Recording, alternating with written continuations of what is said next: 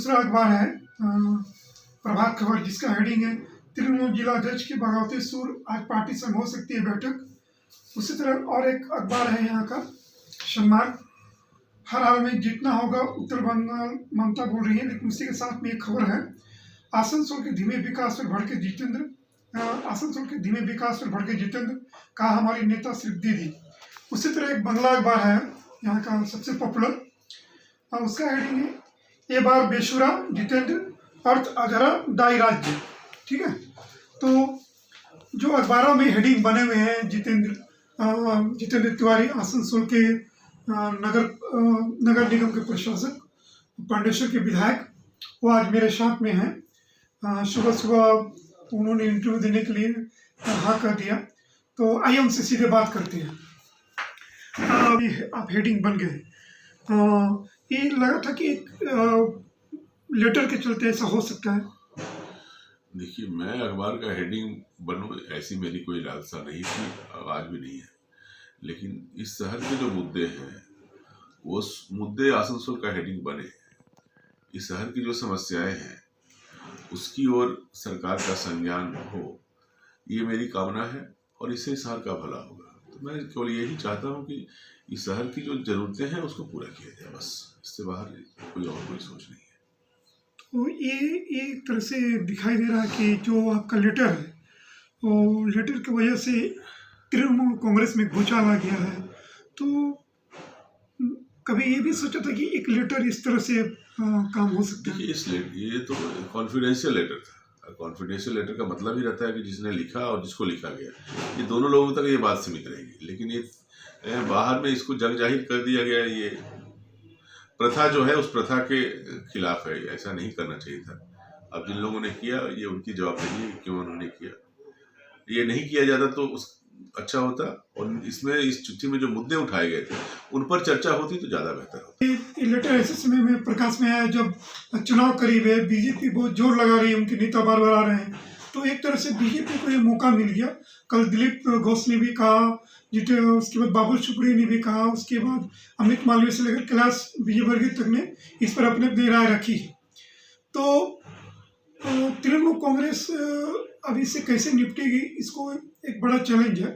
तो और इसको लेकर जितेंद्र तिवारी को जो खबरें हैं कि उनको बुलाया गया है बैठक के लिए, तो हम उनसे सीधे पूछते हैं बैठक में ऐसे कोई बात हुई जो फिराद हकीम है जिनके साथ आपका लेटर वार हुआ एक तरह से, तो उन्होंने कहा कि मैंने 2 बार मैंने उनको फ़ोन किया लेकिन बात नहीं हुई। लेकिन मीडिया में खबरें हैं कि आप जाएंगे वहाँ, आपको कहा गया आने के लिए, क्या बात है एक्चुअली? कहा गया है, ये सच बात है, आज जाने के लिए कहा गया है। लेकिन मैंने पहले ही कहा था कि मैं केवल राज्य के मुख्यमंत्री को देखकर राजनीति में हूँ, और जो भी मुझे कहना है। अब चूंकि फिरहाद हाकिम जी को मैंने कहा और उन्होंने ही इसे बगावती सुर ले लिया, तो फिर उनके सामने बात करके क्या था। इसलिए मैं मुख्यमंत्री जी की ओर से कल आरोप विश्वास जी ने शाम को फ़ोन किया था, और 18 तारीख को मुख्यमंत्री जी ने कहा है, चूँकि वो उत्तर बंगाल के दौरे पर है, 17 को शायद लौटेगी, 18 को यदि मैं 5 मिनट समय मुझे दे सकती है तो मैं 18 को मुख्यमंत्री जी के सामने ही अपने जो समस्या है उनसे रखूँगा। अभी यदि जाऊँगा, लेकिन जाने से भी कोई फ्रूटफुल डिस्कशन नहीं हो पाएगा, क्योंकि फिरहाद हाकिम जी के ऊपर और कौन है, माननीय मुख्यमंत्री जी। ये तो पॉलिटिकल कोई मामला है नहीं, संगठनिक कोई मामला नहीं है कि संगठन के लोगों के साथ बैठकर इसका ठीक किया जाए। ये तो एडमिनिस्ट्रेटिव मामला है। तो फिरहाद हाकिम के ऊपर कौन है, माननीय मुख्यमंत्री जी, तो उनके पास ही जाना ज़्यादा सही है। जब ये सारी बातें आ रही थी, जितेंद्र तिवारी का लेटर के बारे में प्रकाश में आया, तो उन्होंने एक वर्ड इस्तेमाल किया कि एक लाइन इस्तेमाल किया कि सबके लिए दरवाजे खुले हुए, जिनको जाना जा सकता है। पर आप क्या कहेंगे? फिरहाद हाकिम का होता तब ये कह सकते हैं कि दरवाजा बंद है, खुला है, लेकिन तृणमूल कांग्रेस का घर तो फिरहाद हाकिम का घर नहीं है, वो भी इस घर में है। तो दरवाजे जैसे मेरे लिए खुले हैं वैसे उनके लिए भी खुले हैं। उनको ऐसा नहीं करना चाहिए। और जिस दिन ऐसा लगने लगेगा लोगों को कि ये तृणमूल कांग्रेस फिरहाद हाकिम का घर है, उस दिन कितने लोग छोड़ के चले जाएंगे इसका कोई ठिकाना नहीं। उस दिन ये घर फांका हो जाएगा। लोग जानते हैं कि ये घर ममता बनर्जी का घर है, किसी को ला भी सकती है तो ममता बनर्जी ला सकती है, किसी को जाने का रास्ता भी दिखा सकती है तो ममता बनर्जी दिखा सकती है। इसलिए लोग मानते हैं, क्योंकि दीदी को लोग प्यार करते हैं।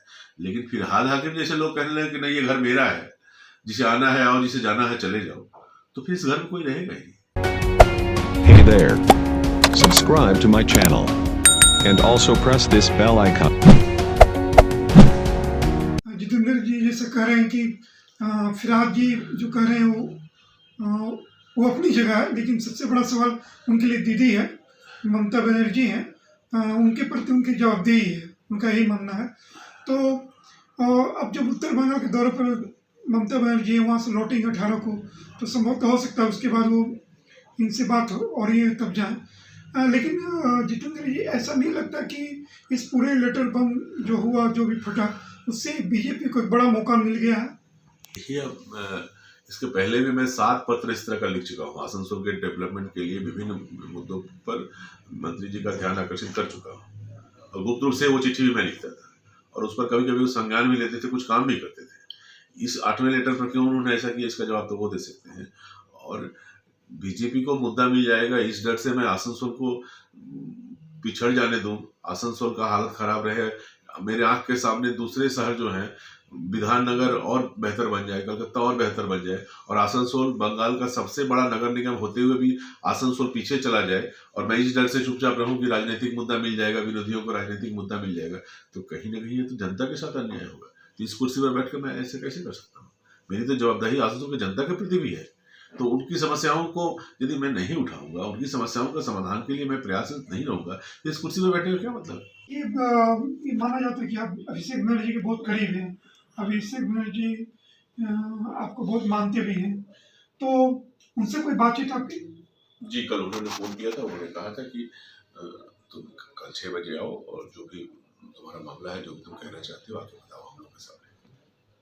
तो आज आपके आज जाने की बात है, लेकिन उसके बाद फिर रात को डेवलपमेंट हुआ। दीदी के साथ गए हुए हैं अरूप विश्वास, मतलब उन्होंने फोन किया और उन्होंने कहा कि तुम दीदी से यदि बात करना चाहते हो तो 17 तारीख के बाद आ जाओ, 18 को दीदी तुम्हारी जो समस्याएं हैं उसे सुनेगी।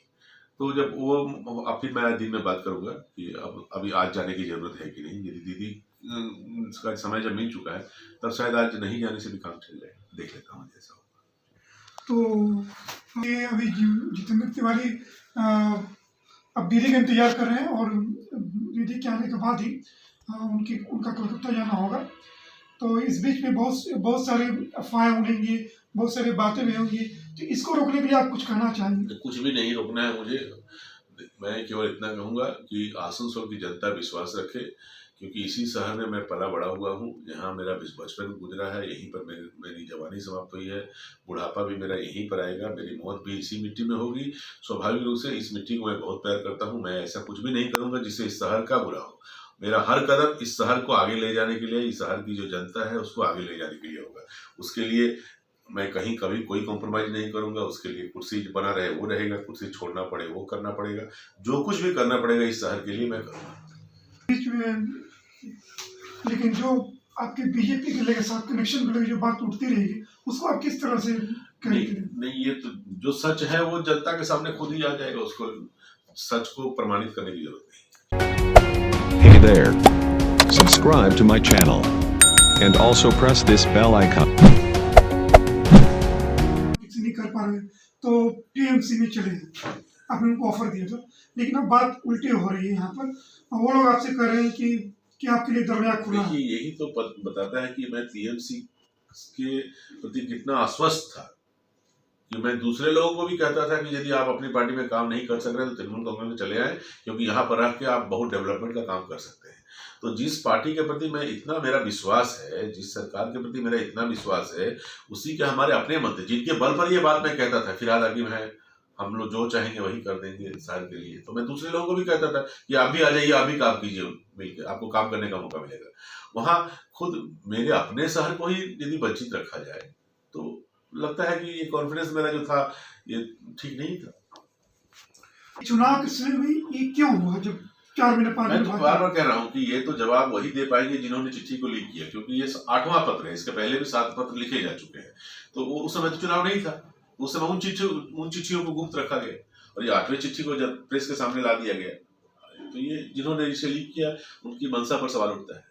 तो टीम की हो सकता है कि आप बीजेपी की तरफ जा सकते हैं। देखिए, लोगों का कहा मैं कहना, लोग कहते रहते हैं, ठीक है, लेकिन जो लोग आज कह रहे हैं आसनसोल यदि पिछड़ा हुआ रहे, आसनसोल के लोगों को जो बुनियादी सुविधाएं हैं वो सुविधा हम न दे पाए और हम पदों पर बने रहें, तो वहाँ पर मेरी अपनी अंतरात्मा इसकी गवाही नहीं देगी। तो मेरी पहली जो प्रतिबद्धता है वो राज्य के मुख्यमंत्री के प्रति है, दूसरी प्रतिबद्धता जो है यहाँ की जनता के प्रति है। तो इन दोनों को देखकर ही मैं अपना कदम रखता हूँ। तो दीदी क्या चाहती है, जनता क्या चाहती है, इसके बाहर किसने क्या कहा, किसने क्या नहीं कहा, कौन क्या सोचता है, इससे मुझे कोई फर्क नहीं पड़ता। तो ये भी कहा जा रहा है कि आप शुभेंदु के रास्ते पे भी चल सकते हैं। शुभेंदु का रास्ता क्या है मुझे मालूम नहीं। जिस तरह वो पार्टी में रहते हुए भी पार्टी का बैनर नहीं लगा रहे हैं, वो मीटिंग कर रहे हैं, ममता बनर्जी का भी नाम नहीं ले रहे हैं। मैं तो एक आधे घंटे में 20,000 दीदी का ही नाम ले चुका, दीदी का ही नाम लूंगा, क्योंकि दीदी ने आसनसोल को प्यार दिया है, दीदी ने आसनसोल के डेवलपमेंट के लिए बहुत कुछ किया है, इसीलिए उम्मीदें बढ़ी है। लेकिन दीदी के ने जिनको जिम्मेदारी दी है वो ठीक से काम नहीं कर रहे हैं, तो मैं दीदी को जाकर बताऊंगा कि आपने जिन्हें जिम्मेदारी दी है वो ठीक से काम नहीं कर रहे हैं। दीदी उसको रेक्टिफाई यदि कर देगी कि नहीं ठीक है, तुम्हारा आसनसोल का मामला दूसरा कोई मंत्री देखेगा, बहुत खुशी के बाद हम लोग करेंगे। कोई फोन कॉल या कोई नहीं, क्यों किसी का फोन क्यों आएगा। तो आप ये तो जितेंद्र जी कहना है कि वो पूरी तरह से पार्टी में ही है और ममता बनर्जी उनकी नेता है और उनके कहने पर ही वो अगला कदम उठाएंगे। तो एक आखिरी सवाल यहाँ बनता है कि अगले चुनाव में आप किस तरह अपनी भूमिका देख रहे हैं? जी, मेरी भूमिका हमेशा से पार्टी ठीक करती आई है। पार्टी यदि चुनाव प्रबंधन देखने के लिए कहेगी तो वो देखूंगा, पार्टी यदि झंडा बांधने के लिए कहेगी वो करूँगा, पार्टी यदि कहेगी दीवार लेकर करो वो काम करूँगा। मेरी भूमिका हमेशा से दीदी तय करती आई है, आने वाले दिनों में मेरी भूमिका दीदी ही तय करेगी। अच्छा, एक और सवाल मैं पूछना चाहूँगा आपसे कि फिरहाद हकीम के साथ आपने उनकी तुलना जब बात कर रहे थे उनसे, उनकी प्रतिक्रिया दे रहे थे, तो आपने पाकिस्तान का जिक्र कर दिया, इमरान खान का जिक्र कर दिया। तो इससे बीजेपी को भी एक मौका मिला कि जो बात वो लोग फिरहाद को लेकर कहते थे कि वो मिनी पाकिस्तान कहते हैं, कोलकाता में है, उनका इशारा था कि वो पोलराइजेशन की तरफ, मतलब मुस्लिम पोलराइजेशन की तरफ उनका इशारा था। नहीं, तो वो देखिए इसकी शुरुआत फिरहाद साहब ने की। उन्होंने कह दी कि मैं बीजेपी के कहने से ये बातें कह रहा हूँ। मैं आसनसोल की जनता की जब बात उठा रहा था तो उन्होंने पहले ये कहा कि शायद बीजेपी उसे ये बात कहलवा रहा है। तो वो जो भी अपने ज्वलंत मुद्दों को उठाएगा उसे वो बीजेपी बना देते हैं। और क्यों ऐसा कहा? क्योंकि मैं हिंदू हूँ। बीजेपी हिंदू कार्ड खेलती है और हिंदुत्व को लेकर राजनीति करती है, और चूंकि मैं हिंदू हूँ इसीलिए फरियाद हाकिम साहब ने बहुत आसानी से मुझे बीजेपी के साथ जोड़ दिया।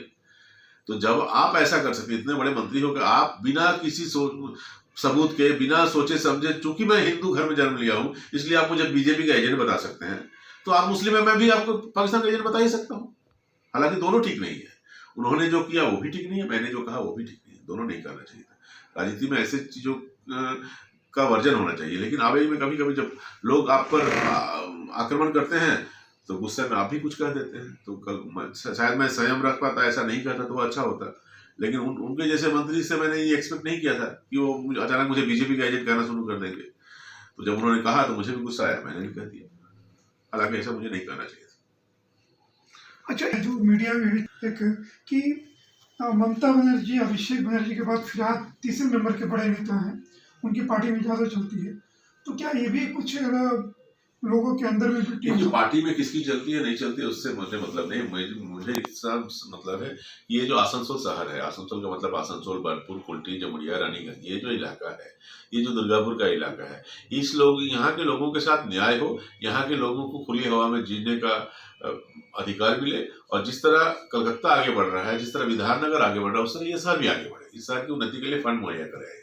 ये यदि करेंगे तो कौन 2 नंबर है, कौन 3 नंबर, इससे कोई ऐतराज नहीं रहे ना, क्या है उसमें, क्या समस्या हुए हैं। तो उम्मीद है कि अगले कुछ दिन में भी ये सब रहेगा, उनको लेकर कुछ ना कुछ चीजें, कुछ खबरें बनती रहेंगी, तो सबकी नजरें रहेंगी जितेंद्र जी पर, उनको क्या कदम उठाते हैं, पार्टी के नेतृत्व से उनको क्या किस तरह से बातें होती है, आने वाले दिन में ही ये पता चलेगा। जय श्री टेलीकॉम, एक मल्टी ब्रांड मोबाइल शोरूम अगर आपको लेटेस्ट ब्रांड का मोबाइल चाहिए तो तुरंत आइए बरनपुर के स्टेशन रोड स्थित जयश्री टेलीकॉम। यहाँ ऑनलाइन प्राइस पर हर ब्रांड का मोबाइल उपलब्ध है। सभी कंपनियों से इजी फाइनेंस की सुविधा। तो देर न कीजिए, तुरंत आइए बरनपुर के स्टेशन रोड स्थित Jayashree telecom, a house for multi brand mobile phone, station road Burnpur. Exclusive ड्रेसों के साथ फुल्ली सैनिटाइज और सोशल डिस्टेंसिंग का पालन करते हुए श्री बालाजी फैशन आपका स्वागत करता है। वाजिब दरों पर फैंसी साड़ी सहित अन्य ड्रेसों की खरीदारी करें। आज ही आए बालाजी फैशन, हर घर की पसंद। GT road opposite Subhash institute, Asansol.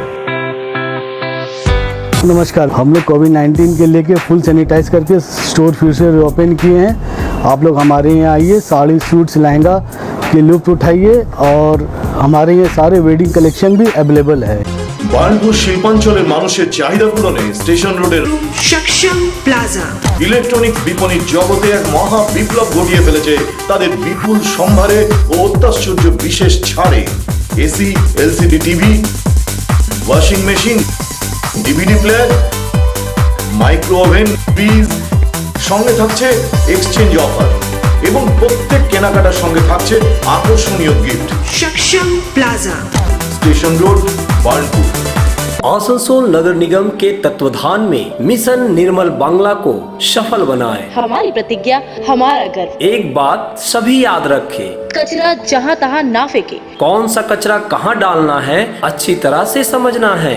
स्वयं जागरूक हो, औरों को भी जागरूक करें। रिड्यूस, रीयूज और रिसाइकिल प्रक्रिया को अपनाएंगे, सुंदर स्वस्थ आसनसोल बनाएंगे। आसनसोल नगर निगम के ग्रीन और ब्लू बीन का सही इस्तेमाल करें। प्लास्टिक का व्यवहार ना करें। आसनसोल नगर निगम सदैव आपकी सेवा में उपस्थित है। Clean Asansol, green Asansol.